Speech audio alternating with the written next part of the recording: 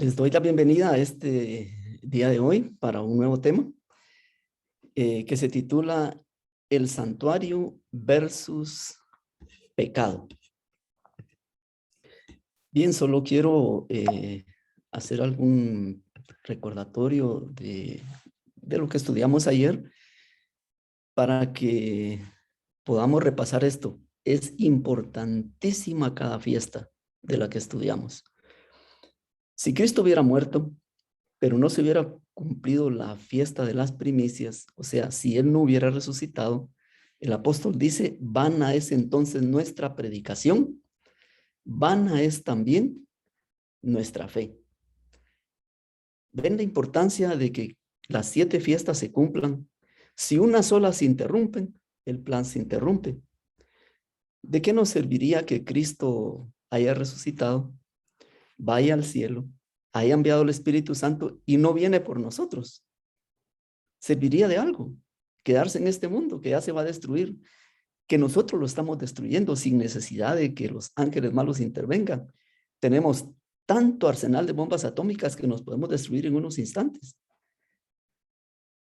¿Y de qué sirve que vayamos directamente al cielo si no pasan esos 1000 años donde podemos responder nuestras dudas? Dios puede responder nuestras dudas y aclara todo misterio para que podamos venir a morar ya tranquilos después de haber resuelto todo.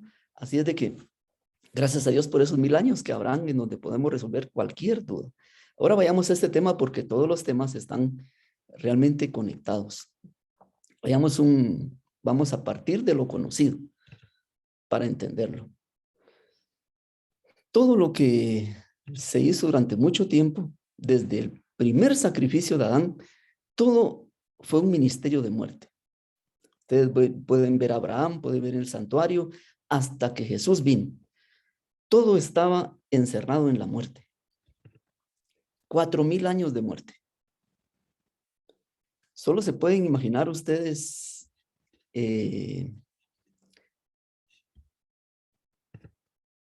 cuántos corderos tuvieron que morir, cuántos tuvieron que sacrificarse durante todo este tiempo. Esto fue una cantidad increíble. Por cada persona, más o menos en 4000 años, son casi 3 millones de corderos. Pero, y eso que no estamos tomando en cuenta que habían días en donde habían eventos especiales y entonces en esos eventos especiales, por ejemplo, en la dedicación del templo de Salomón, solo en ese día se sacrificaron 22,000 bueyes y 120,000 ovejas. O sea, ¿qué les indica a ustedes toda esta sangre? Por eso la Biblia dice que la vida está en la sangre. Cuando se derrama la sangre, entonces se quita la vida. Y es porque esta gran verdad, ahora Pablo nos la explica mejor. Dice, porque la paga del pecado es muerte, mas la dádiva de Dios es vida eterna en Cristo Jesús. Era entonces necesario pagar la deuda del pecador. Era necesario que alguien muriera, porque el pecado tiene que llegar a su última consecuencia. Y la consecuencia del pecado no hay otra, es al final muerte. Las religiones paganas tenían algo de luz, pero equivocada, tergiversada. En las religiones paganas, la criatura se sacrifica. Los sacrificios humanos eran crueles. Todas las religiones que no venían de Abraham, todas las que no venían de una línea del pueblo de Dios, imitaban todo, pero estaba totalmente errado. Pero en la religión del amor, también se requerían sacrificios y se requerían víctimas, y ya vimos que eran cantidades de víctimas, pero solo eran víctimas simbólicas porque realmente en la religión del amor Dios muere. ¿Ven la diferencia? Realmente Dios es el que está entregando su vida por amor. ¿Hasta dónde Dios nos ama? Que se requirió el sacrificio de esta preciosa víctima. Se han inventado innumerables soluciones paralelas a la paga del pecado, pero Dios lo dijo claramente. Vayamos allá a los orígenes para entenderlo. Génesis 2:17 dice, mas el árbol de la ciencia del bien y del mal no comerás, porque el día que de él comieres, ciertamente morirás. Hermano, Dios fue claro. El día que ustedes coman, ¿qué vendrá? La muerte. ¿Y el hombre comió del fruto prohibido? Sí, pero dice aquí, porque el día que de él comieres morirás. Hermanos, desde ese día ya no tenía que haber oportunidad para Adán. Ese día tenía que morir. ¿Pero por qué no murió? ¿Por qué vivió casi 1 milenio después? Porque entró a funcionar la garantía. Ya el plan eterno estaba hecho, que se requería de una víctima para sustituir la muerte del pecador. Y esa víctima era un cordero que simbolizaba al Cordero de Dios que quita el pecado del mundo. Pero la muerte era necesaria. O moría el cordero o moría Adán. Pero alguien tiene que pagar el precio. Pero la serpiente también aclaró su propia postura. Génesis 3:4 dice, entonces la serpiente dijo a la mujer, no moriréis. Ahora veamos aquí si podemos decirlo así, dos teologías en contraste, la de Dios y la de Satanás. ¿Quién tendrá razón? ¿Realmente uno muere? O como dice Satanás, no moriréis. Exploremos esto porque si no entendemos qué se requiere para el pecado, para suplirlo, para que pueda ser solucionado, no entenderemos el plan de salvación. Bien. Contradiciendo lo que está escrito en la palabra de Dios, la filosofía pagana ha llegado a la siguiente conclusión. La paga del pecado no es muerte, porque el alma es inmortal. Esta es una filosofía platónica. Esto es lo que el mundo ha absorbido por años. Pero realmente Dios sigue diciéndonos que la muerte es necesaria. Realmente sí hay muerte. Pero las soluciones humanas han evadido esto porque no queremos enfrentar una realidad. Por ejemplo, si muere alguien y no es totalmente justo, entonces hay una pequeña solución ahí, el purgatorio, que termine de pagar lo que hizo. Y entonces después de que ajuste sus cuentas, se va al cielo. Y si es un niño inocente, entonces está el limbo. Y si es incorregiblemente malo, entonces al infierno. Y si es bueno, derecho al cielo. Pero noten en todas estas soluciones, nadie muere. ¿Se dan cuenta? Ahí no hay muerte. Ahí se solucionó el problema. No es necesario morir porque hay opciones. Pero realmente, el día que de él comieres, dijo Dios, ese día morirás. Algunos pregonan estas mentiras incluso desde púlpitos cristianos y han llegado a decir, cuando estemos disfrutando la eternidad, veremos cómo arden en las llamas eternas los pecadores. Esto aumentará nuestra dicha eterna. El carácter de Dios se ha distorsionado, se le ha visto como alguien malo. No se han entendido los sacrificios, piensan que Él lo que quiere es sangre, un Dios sediento de sangre para satisfacer su ira. No, hermanos, Él está satisfecho con lo que Cristo hizo, con la víctima. Él mismo es la víctima. Y como desconocen la naturaleza del pecado, ellos mismos se decepcionan al ver que ni con todo el arsenal de miedo que inyectan, no logran hacer cambios sustanciales en su congregación. Conocí a un pastor ya decepcionado que dijo, si yo predico esta mañana que no hay cielo, se me va la mitad. Y si predico que no hay infierno, se me va la otra mitad. Hermanos, ¿qué nos motiva a estar sirviendo a Dios? ¿Será las mansiones que nos ha preparado lo que nos motiva? ¿Será el hecho de no querer perdernos lo que nos motiva a estar en una religión en donde no tenemos gozo, donde no sentimos el placer de servir a Dios? Hermano, la única motivación que debe de estar en nuestra vida es que algún día veremos a Dios cara a cara. Algún día, hermanos, podemos abrazarlo. Algún día todo volverá a ser como era antes del pecado. Dios estará viviendo con nosotros y nosotros disfrutaremos de su presencia por la eternidad. Aún si no hubiera cielo, aún si no hubiera infierno, de todas maneras, pienso que sería bueno ir y abrazarlo y decirle gracias porque me hiciste ser feliz. Gracias porque diste tu vida por mí. Gracias porque nadie me amó como tú me amaste. ¿Puede morir el alma? Porque esta es la esencia de esa filosofía, que el alma es inmortal. No voy a usar muchos argumentos, usaré solo 3 textos. Dice, formó pues el Señor Dios al hombre del polvo de la tierra y sopló en su nariz aliento de vida y fue el hombre un alma viviente. La fórmula de la creación es muy sencilla. Toma el polvo y lo sopla. 2 cosas hace nada más. Y entonces esa unión de esos 2 elementos crea un alma viviente, o sea, un ser viviente, dicen otras personas.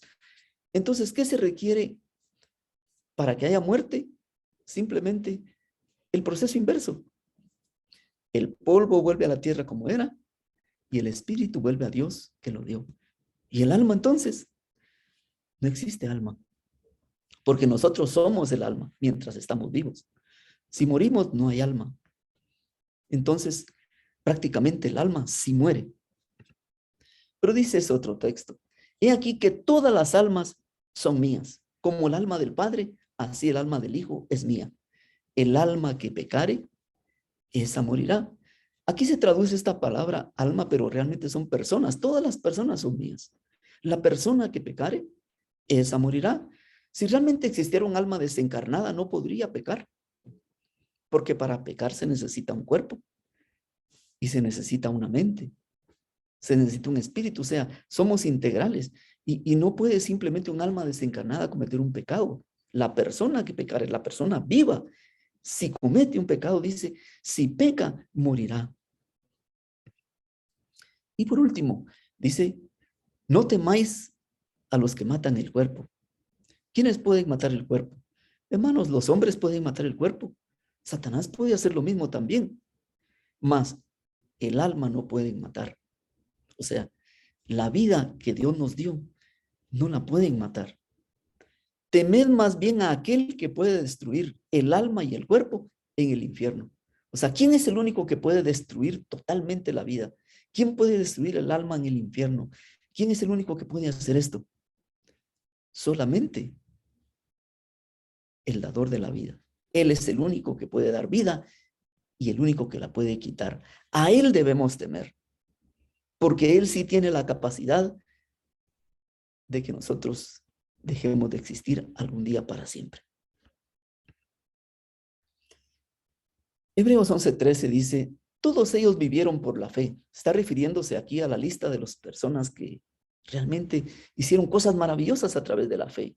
Pero dice que todos ellos murieron sin haber recibido las cosas prometidas. Más bien las reconocieron a lo lejos y confesaron que eran extranjeros y peregrinos en la tierra.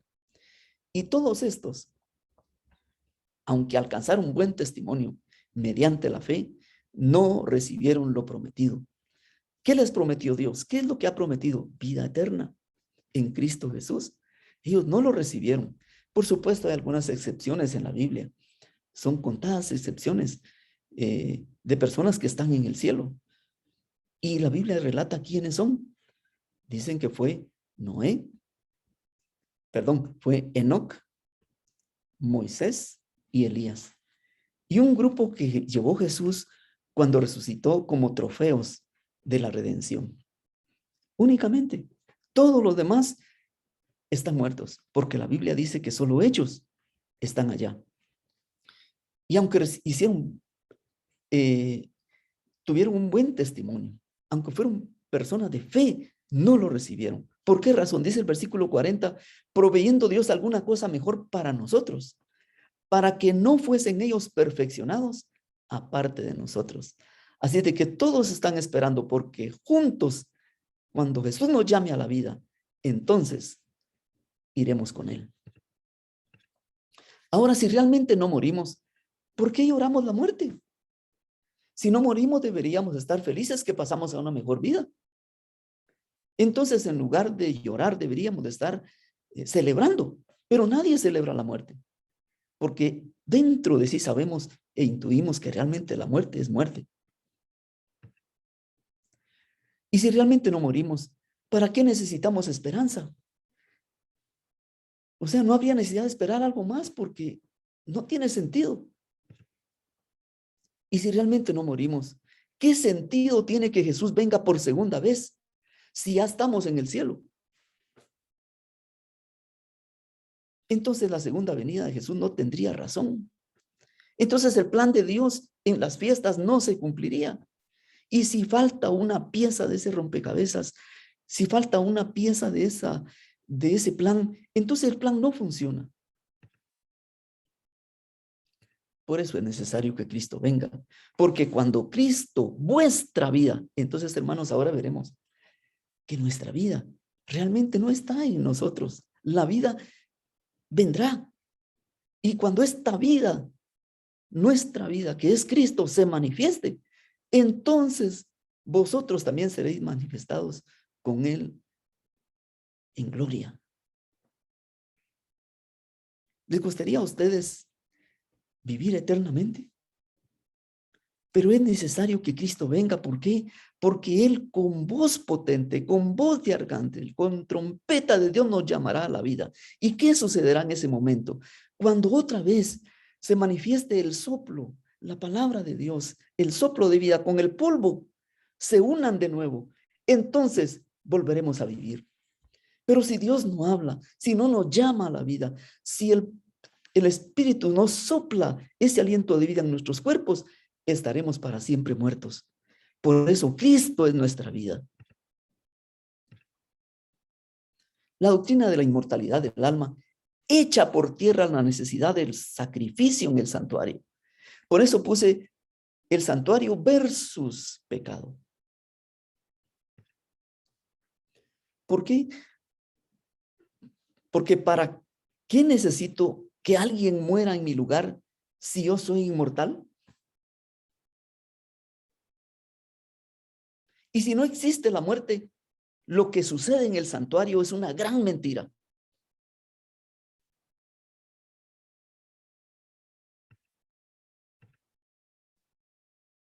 ¿Queremos vivir? Buenas noticias. El que tiene al Hijo, tiene la vida. El que no tiene al Hijo de Dios, no tiene la vida. Hermanos, podemos empezar ya a disfrutar de la vida. No tenemos que esperar a la eternidad. Si tenemos al Hijo, tenemos vida. Es cierto que quizá algunos pasaremos al descanso, pero la Biblia le llama a esto sueño. Lázaro duerme, mas voy a despertarle. Si es un sueño nada más, porque para nosotros es muerte, pero para Dios estamos durmiendo. ¿Por qué Él nos va a despertar? Por eso lo importante ahora es tener al Hijo. Es que no es tanto qué pasa con la muerte, si el polvo se va a este lado y el espíritu al otro, no.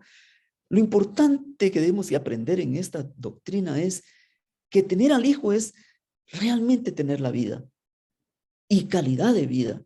Y ahora mismo, porque Jesús nos ofrece vida abundante ahora. Todo aquel que permanece en Él no peca. Todo aquel que peca no le ha visto ni le ha conocido. Pero no solamente basta aceptarlo y decir, Señor, perdóname. Tenemos que permanecer en Él, porque es necesario permanecer en Él, porque es la única manera en que el pecado se puede solucionar en nuestra vida. No hay otra forma. Si Cristo está en nosotros, el pecado tiene que retirarse. Peleando la batalla donde no está. Ese es el problema. Nosotros somos llamados a pelear una batalla, por supuesto. Pero a veces no lo hacemos de la manera como Dios desea. Porque nos hemos empeñado en la batalla contra el pecado. Una batalla inútil. Esa es la batalla a la que Satanás quiere llevarnos. Que estemos remendando la conducta y haciendo cosas cada día mejores. Hermanos, cuando terminamos de corregir algo, se abre otro hoyo por ahí y empezamos a remendarlo. ¿Y cuándo vamos a terminar los errores de nuestra vida? ¿Cuándo terminaremos de ser mejores? Hermanos, la vida cristiana no es una mejora de la antigua. Eso lo puede usted lograr en Alcohólicos Anónimos, Neuróticos Anónimos, donde quiera. La vida cristiana es una transformación de nuestra naturaleza realmente. Ahora, sí podemos pelear la batalla correcta, es la batalla de la fe. Nuestro trabajo realmente consiste en buscar a Jesús para llenarnos de Él cada día. Ese bautismo diario del Espíritu Santo, ese maná celestial que todos los días cae para que podamos estar alimentados de Jesús. Es la única manera de vencer. Porque cuando Jesús entra, ¿qué pasa con el pecado? El pecado sale. ¿Por qué es que a veces nosotros caemos en pecado? Porque Jesús sale y entonces el pecado entra. ¿Ven que no es difícil la batalla? ¿Ven que para obtener la vida está disponible para nosotros a través de su palabra en Jesús? Y quien logra esto es el poder del Espíritu Santo que mora en nosotros y no nosotros. Ahora, ¿qué es pecado? Para que haya requerido la muerte del Hijo de Dios, porque realmente ese es el tema, pero había que introducir un poco. Y lo que queda es muy corto, pero es esencial. El pecado es algo misterioso, inexplicable. No hay razón alguna para su existencia. Intentar explicarlo sería tratar de encontrar una razón para justificar su aparición. El pecado comenzó en un universo perfecto, lo cual lo hace inexcusable y lo muestra en toda su pecaminosidad. La razón de su origen y desarrollo nunca fue explicada ni lo será. Aún en el gran día cuando el juez se siente y los libros sean abiertos, será evidente para todos que no existe ni ha existido una causa o razón para la aparición del pecado. En la condenación final de Satanás y sus ángeles y de todos los hombres que se han identificado con él como transgresores de la ley de Dios, toda boca se mantendrá cerrada.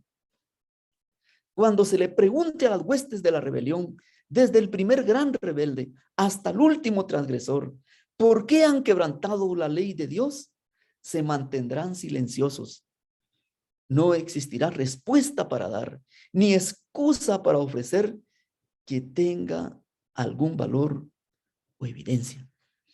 Pero nosotros los seres humanos somos dados a excusar el pecado de miles de formas. Lo aprendimos desde Adán, desde allí. Es que el problema es la mujer que me diste. Y la mujer dices que fue la serpiente que creaste. Es que al final, hermanos, para excusarnos, tenemos miles de formas de hacerlo. Desde que se inventaron las excusas, dice alguien por ahí, todo mundo queda bien. Pero para el pecado no hay excusa, no hay razón. No se puede justificar. El santuario puede proveer la plataforma para comprender los caminos de Dios. Y si es un edificio dedicado al tratamiento del pecado, debe ayudarnos a entender su naturaleza. Veamos algunos conceptos bíblicos. Toda injusticia es pecado. ¿Saben ustedes que lo que el santuario trata es sobre la justicia? Eso lo vamos a ver en un tema que vendrá después. Pero solo quiero que note esto. Toda injusticia es pecado. Todo aquel que comete pecado infringe también la ley, pues el pecado es infracción de la ley. Solo que si vemos, esto tiene dos partes. Todo aquel que comete pecado infringe también la ley. O sea, quiere decir que no es solo la infracción de la ley lo único que es pecado. Y por eso le puse entre paréntesis un también que hizo falta para que las dos expresiones, esto si lo divido en dos, queden iguales. Pues el pecado es infracción de la ley también. Ahí no se puso, pero es tácito o sobreentendido.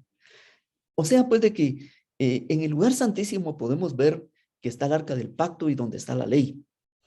Y aquí dice que pecado es infracción de la ley también. Entonces nos abre la posibilidad para para que en el lugar santo también podamos entender qué es pecado. Santiago 4:17 dice, y al que sabe hacer lo bueno y no lo hace, le es pecado. Aquí en el lugar santo, lo vamos a entender después, hay ciertos elementos, ciertos muebles que nos ayudan a comprender qué es una vida santa, pero la vida santa consiste en hacer obras que el Espíritu Santo nos impulsa a hacer desde adentro, obras de misericordia, obras de amor. Pero si no hacemos lo que es bueno, nos es contado como pecado. Bien, pero Romanos 14:23 también nos da otro concepto y otra definición. Lo que no proviene de fe es pecado. O sea, usted puede hacer grandes maravillas, buenas obras, dar diezmos, ofrendas y llevar una vida excelente, pulcra, etcétera. Pero si lo hace sin fe, le es contado como pecado, por buena que sea su acción. Porque la fe es el método de Dios para que nosotros seamos salvos. Somos salvos por fe. Así es de que a Dios no le agrada que hagamos obras sin fe, porque sin fe es imposible agradar a Dios. Pero veamos un poquito más, porque la Biblia nos ayuda a poder comprender, por lo menos en la luz que nos puede dar, lo que es pecado. Pecado también es no tener el carácter de Dios. Romanos 3:23 dice, por cuanto todos pecaron, ¿qué significa que pecaron? Están destituidos de la gloria de Dios. El griego usa la palabra doxa, o sea, renombre, para explicar esta palabra, gloria. La gloria de Dios se manifestaba en el lugar santísimo. Y allí estaban las tablas de la ley. Y las tablas de la ley, ¿realmente qué son? Son una réplica de su carácter. Allí podemos ver cómo es Dios. Y nosotros tenemos que tener ese carácter. Porque aquel día muchos dirán, Señor, en tu nombre predicamos, en tu nombre sacamos demonios. Y van a tener quizá una lista extensa. En tu nombre fundamos iglesias. En tu nombre hice esto, lo otro y aquello. Pero Él les dirá, pero no los conozco. Pero Señor, acuérdate de todo lo que hice. Sí, pero no te conozco. ¿Cómo? Es que no tienes mi carácter. Es que no te pareces a mí. Sí, pero ¿y todo lo que hice? Es que tu trabajo en la tierra era construir un carácter. Por eso te dejé el santuario, para que sigas el plano y que a través de ese procedimiento tú puedas reflejar la gloria de Dios. Y no lo hiciste. El santuario es el proyecto divino para restaurar la imagen de Dios en el hombre. Realmente los hombres solo quisieran salvación, pero no restauración. Es que lo que necesitamos es restauración. Lo que se perdió en el Edén debe ser restaurado. Allá la imagen de Dios se perdió y Dios quiere que otra vez tengamos su imagen, que se devuelva eso que se perdió, su carácter, y que podamos entonces hablar de padre a hijo, cara a cara con Él. Pero esto solo se logra si la gloria de Dios está en nosotros. Si no, cuando Jesús venga, si eso no ha sucedido, la gloria de Dios nos destruirá. Pero tengo mejores noticias para ustedes. En el santuario no solo hay muerte, es que a veces uno solo se concentra en las cosas negativas, ¿verdad? Tenemos esa tendencia. A veces nos gusta, cuando vamos a un jardín, fijarnos en las espinas y los pinchazos y el dolor, pero también hay rosas y hay fragancia. También en el santuario está la verdad. Tu ley es la verdad, dice la Escritura. Está el camino para vencer el pecado. Y también el único capaz de restaurar la vida, mi sustituto. Pero solo vean esto interesante del camino, porque no voy a comentar lo otro. Habrá allí calzada y camino, y será llamado camino de santidad. Justamente estamos hablando del lugar santo, ese es el caminar diario con Dios. Por eso es que estos muebles se le llamaban, o a este lugar se le llamaba el continuo, porque ardía la mesa, ardían la lámpara y no podía apagarse. El incienso tampoco podía apagarse. Ese humo tenía que seguir todos los días y los panes tenían que ser renovados cada sábado, porque tenía que mantenerse fresco allí, ese continuo. Y en ese caminar con Dios es un caminar que lo hacemos día a día. Será llamado camino de santidad. No pasará inmundo por él, sino que él mismo estará con ellos. Esta es la gran noticia. No necesitamos caminar solos. Dios va con nosotros en este caminar. Y el que anduviere por este camino, por torpe que sea, no se extraviará. Porque usted puede ser torpe y puede ser que se tropiece, pero usted está uncido con Cristo. Y en el momento que usted cae, Cristo lo levanta, porque no va solo. Es necesario que usted sea amigo de Jesús, se amiste para tener un viaje juntos, porque la vida realmente, si lo vemos así, no es un destino a donde llegar. Nosotros estamos acostumbrados a ponernos metas y se nos ha enseñado metas, metas, metas. Hermanos, es que la vida cristiana es un caminar. O sea, a veces decimos, voy a poner la meta de graduarme. Y estudiamos para eso. Y cuando nos graduamos, entonces decimos, bueno, ahora quiero sacar una maestría. Y no estamos conformes, ¿no? Ahora un doctorado. Y después no sabemos ni qué más seguir porque nos trazamos metas. Bueno, voy a casarme. Ahora mi meta es tener hijos. Ahora quiero que mis hijos se casen. Se casan y bueno, ahora quiero verlos. O sea, hermanos, cada etapa de la vida es hermosa. No sabemos si vamos a vivir más tiempo. Disfrutemos, cada día tiene su propio afán y cada día Dios está con nosotros. Pero no nos pongamos metas porque esas nunca se llenan. Los ojos jamás se cansan de ver, los oídos jamás se cansan de escuchar. O sea, pues que la vida no es un destino a donde llegar porque al final tenemos la eternidad y nunca pararemos de caminar y jamás de crecer. Entonces disfrutemos cada día. Si hoy estamos con Cristo, este es el día más feliz. Este es el mejor día. Mañana no sabemos si estaremos, pero hoy disfrutémoslo porque Él está con nosotros. Porque para mí, el vivir es Cristo. No es una teoría, no es una doctrina, es Él. Los esperamos mañana. Y vamos a ver y a descubrir algo interesante. El santuario y las doctrinas tienen una gran relación. Que Dios les bendiga.